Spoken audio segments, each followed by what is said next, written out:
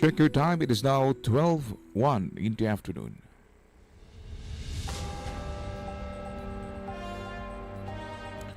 Broadcasting here from your credible and trusted radio station, the DXIM 93.5 Hope Radio Philippines, Butuan. Today is Monday, June 12, year 2023. This is Kapaglaom Hilan, bringing you the latest news from local, national, and international. News that shows the soon coming of our Lord Jesus Christ. And for today's headlines, for our local news,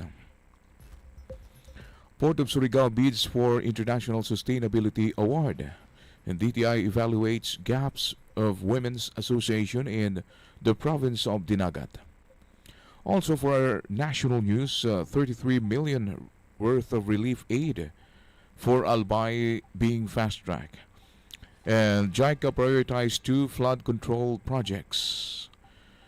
Also, Philippines-Sweden to deepen green partnership and Philippine-China economic ties robust, according to envoys. And for international news, 8 kids among over 2 dozen dead in Pakistan rain and winds. And for our sports news, 10-year-old becomes the first Philippine female chess national master.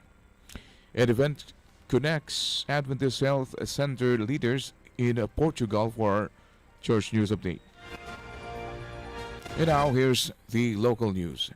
The groundbreaking of the data collaboration project jointly participated by the Port Management Office of Surigao and Marine Traffic garnered acclaim within the World Ports Sustainability Program, as it has been selected as the candidate for the prestigious Sustainability Awards organized by the International Association of Ports and Harbors, or the IAPH.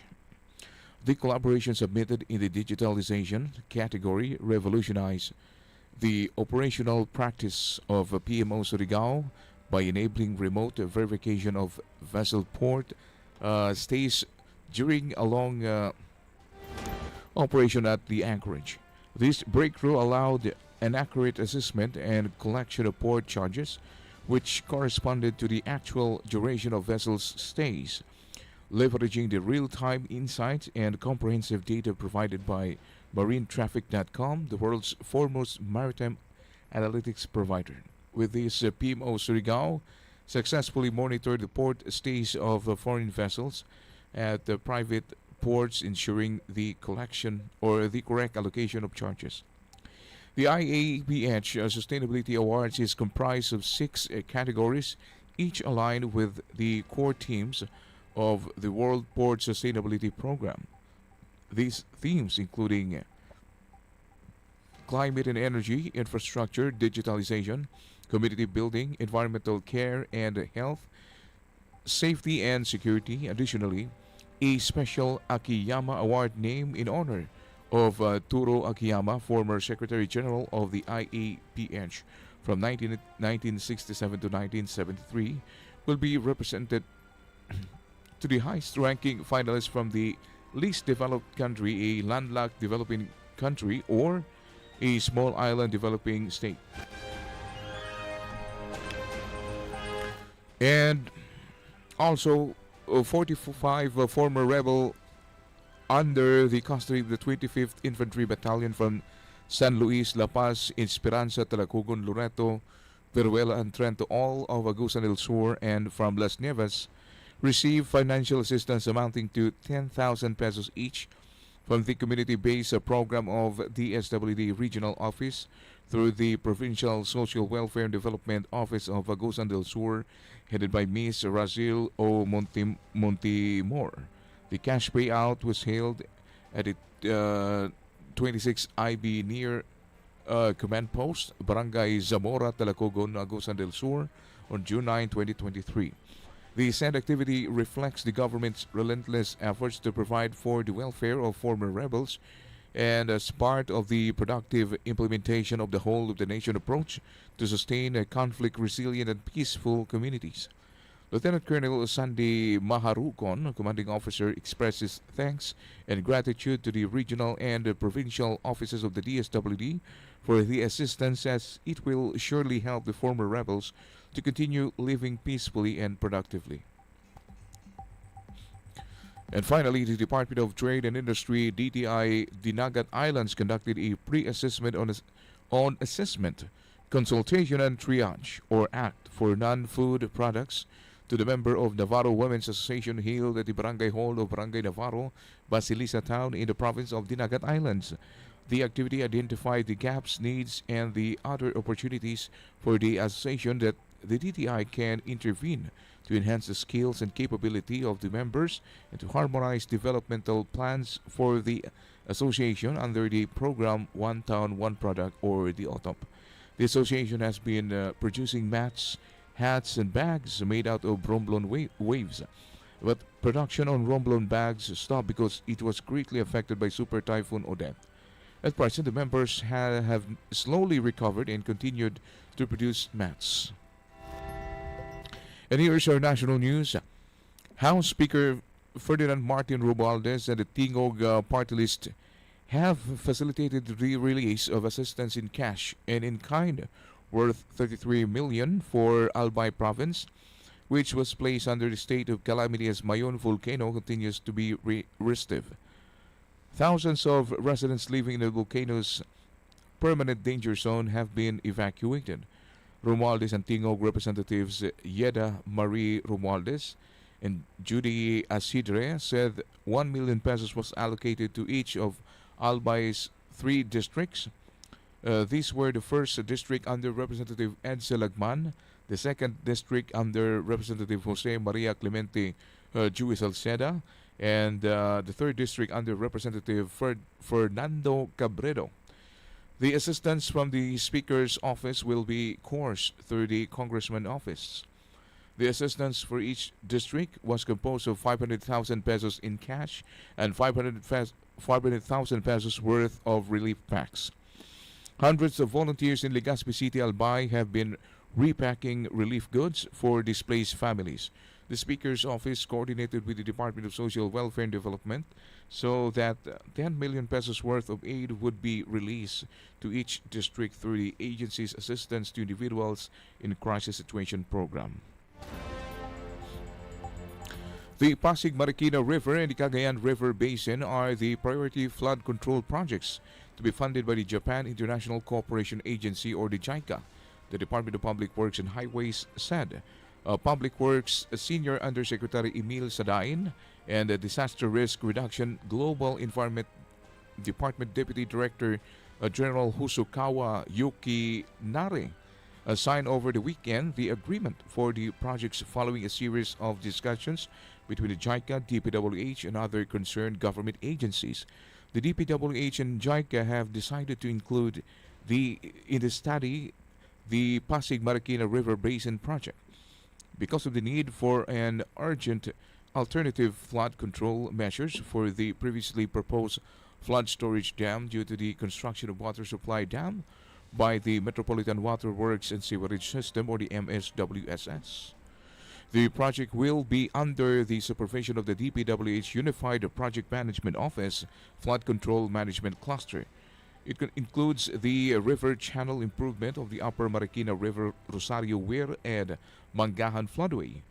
The flood control measures for Cagayan River Basin are considered a priority since only partial works such as slope protection and dredging were implemented in the original master plan.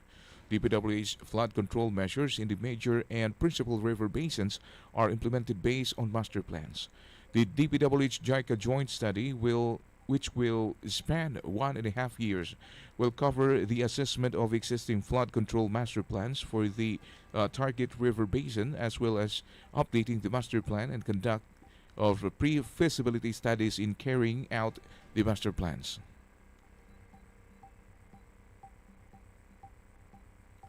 The Philippines and Sweden aims to deepen partnership in building their respective green and blue economy, Environment Secretary Antonio Yulo Uloysaga said.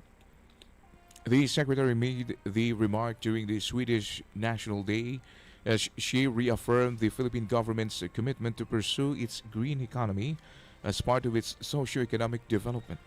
The Embassy of Sweden in Manila marked the occasion with a business forum that focused on green transition. It highlighted the need for green and eco-friendly practices to achieve sustainable socio-economic development. The Philippines and Sweden, Yulo Loisaga said, have had a long history of collaborative partnership in the management of our forest, coastal areas, and coral reefs. Sweden's diplomatic relations with the Philippines started in 1947. And finally, Philippine Ambassador to China Jaime Flor Cruz said that the Philippines and China enjoys robust economic relations despite their differences on other issues.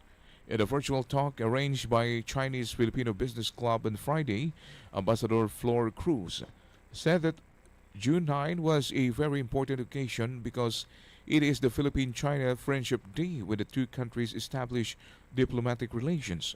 Cruz said that through the years, the Philippines' economic relations with China remain strong because our trade and economic cooperation has been the salient component and foundation of the ties which have shown resilience and vitality despite our fundamental differences on maritime and territorial issues. China currently ranks as the Philippines' top trading partner, the third largest export market, the top import supplier with bilateral trade hitting more than $39 billion last year, and we also exported almost 11 billion worth of merchandise and goods to China, he said. We bought $48 billion worth of imported merchandise and goods from China. So China is also our largest source of contracted foreign investments to the Philippines last year, and that is despite the pandemic and the lockdowns that our two countries experienced, he added. He said that despite all the challenges, economic relations with China have remained robust. The envoy recalled that during the state visit of President Ferdinand Marcos Jr. to Beijing on January 4 this year, and President Xi Jinping presided over the signing of the agreement of four pillars, the infrastructure, energy, agriculture, and people-to-people exchanges. In addition to this, Flor Cruz said the Philippines is also actively promoting Chinese investments in mineral processing, green products manufacturing, such as batteries and renewable energies equipment, and among others. And for our international news, heavy rains followed by strong winds killed at least 27 people, including 8 children, in northwestern Pakistan, officials said on Sunday. The storm hit 4 districts of Khyber Pakhtunkhwa province last Saturday night, with 5 siblings aged between 2 and 11 among the dead. More than 140 people were injured and more than 200 livestock died, he said. Authorities have declared an emergency on all 4 districts. Meanwhile, a cyclone is making its way across the Arabian Sea towards the coastline of Pakistan and India and is expected to make landfall at the end of the week. Pakistani authorities said that they would begin evacuating between 8,000 and 9,000 families from along the coastline of Sindh province, including the megaport city of Karachi, home to about 20 million people. And for our sports news, for the first time in Philippine chess history, the title of National Master was given to a female player. Grandmaster Jason Gonzalez, the Chief Executive Officer of the National Chess Federation of the Philippines, confirmed in a social media post on Saturday that the NCFP has bestowed the title of National Master on 10-year-old Nika Juris Nicolas of Pasig City. The title is usually conferred on male players who compete in open tournaments dominated by males. Its female counterpart, the Women National Master title, is given to female chess players who dominated this tough side of the competition.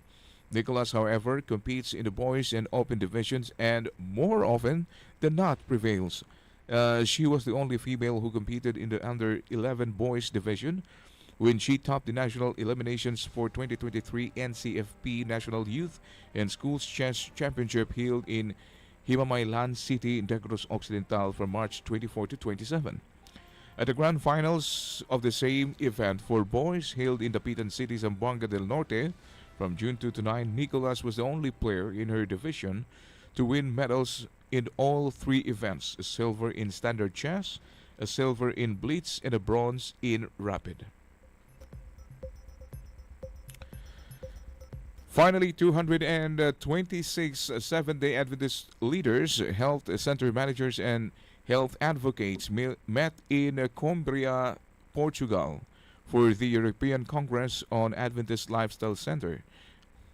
Participants spent this international event networking and discussing the role, function, and mission opportunities of Lifestyle Center driven by the Adventist Health message.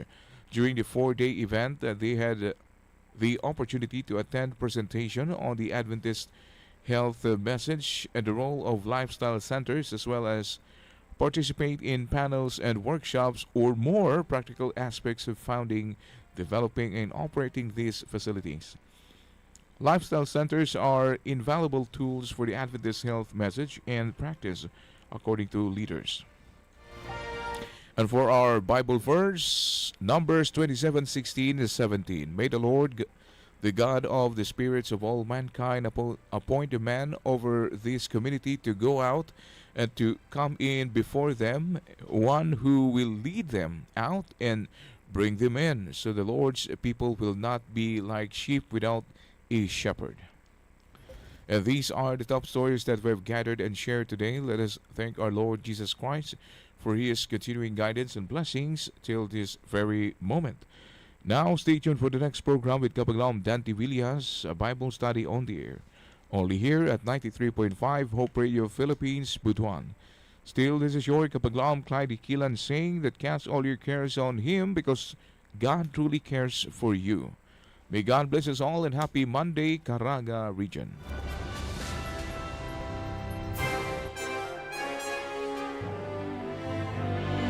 Lift up the trumpet.